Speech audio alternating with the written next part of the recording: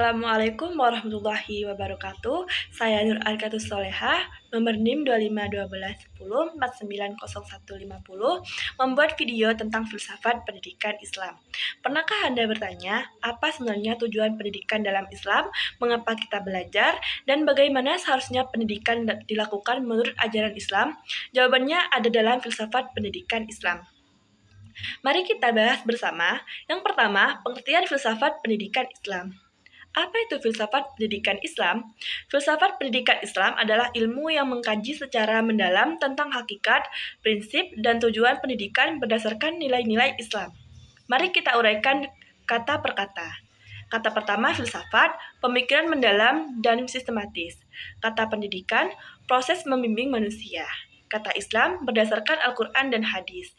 Jadi, filsafat pendidikan Islam adalah pemikiran mendalam tentang pendidikan yang berlandaskan ajaran Islam. Mengapa penting? Karena filsafat ini menjawab pertanyaan-pertanyaan fundamental. Siapa yang mendidik? Manusia sebagai makhluk Allah. Apa yang diajarkan? Ilmu yang bermanfaat dunia akhirat.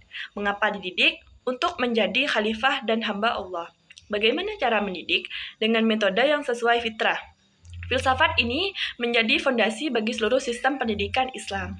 Yang kedua, ada ruang lingkup pembahasan. Filsafat pendidikan Islam memiliki ruang lingkup yang luas. Mari kita bahas 3 dimensi utama. Ada dimensi ontologi, hakikat dan keberadaan.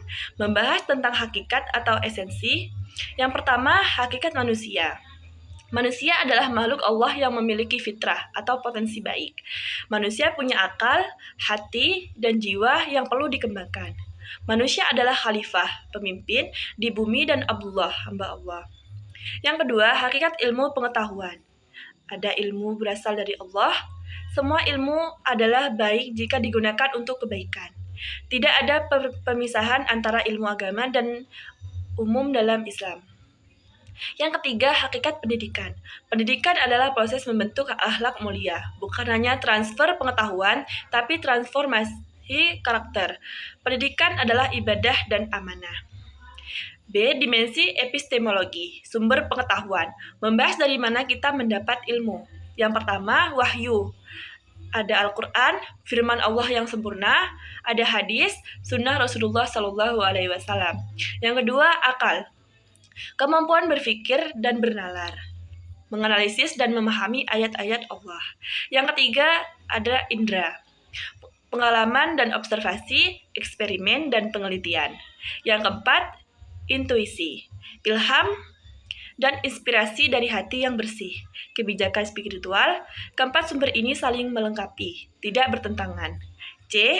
Dimensi aksiologi, nilai dan tujuan. Membahas untuk apa pendidikan. Yang pertama, nilai-nilai yang ditanamkan. Ada tauhid, keimanan kepada Allah, ada akhlak, perilaku terpuji, ada tanggung jawab terhadap diri, sesama, dan lingkungan. Ada ilmu bermanfaat, berguna untuk umat. Yang kedua, komponen pendidikan. Ada pendidik harus menjadi teladan, ada peserta didik, subjek aktif atau bukan objek. Ada kurikulum, integratif, duniawi, dan ukhrawi. Ada metode sesuai fitrah dan perkembangan. Ada lingkungan, mendukung pembentukan karakter. Yang ketiga, ada tujuan filsafat pendidikan Islam. Tujuan utamanya untuk membentuk insan kamil. Apa itu insan kamil? Insan kamil adalah manusia sempurna yang seimbang dalam 3 dimensi. Yang pertama, dimensi spiritual atau iman. Beriman dan bertakwa kepada Allah, menjalankan ibadah dengan ikhlas, memiliki akhlak mulia seperti Rasulullah. Yang kedua, dimensi intelektual atau ilmu. Cerdas dan berilmu pengetahuan, mampu berpikir kritis dan kreatif, menguasai ilmu agama dan sains. Yang ketiga, dimensi sosial atau amal. Bermanfaat bagi sesama, menjadi khalifah yang adil di bumi, berkontribusi untuk peradaban. Tujuan akhir adalah untuk mencapai kebahagiaan dunia dan akhirat. Di dunia, menjadi manusia produktif dan berakhlak. Di akhirat, mendapat ridho Allah dan surganya. Ingat, pendidikan Islam bukan hanya untuk sukses dunia, tapi juga selamat di akhirat. Kesimpulannya adalah, filsafat pendidikan Islam adalah pemikiran mendalam tentang pendidikan yang Pertama, berlandaskan Al-Quran dan hadis. Kedua, mencakup hakikat sumber dan tujuan pendidikan. Yang ketiga, bertujuan untuk membentuk insan kamil yang beriman, berilmu, dan beramal. Wassalamualaikum warahmatullahi wabarakatuh.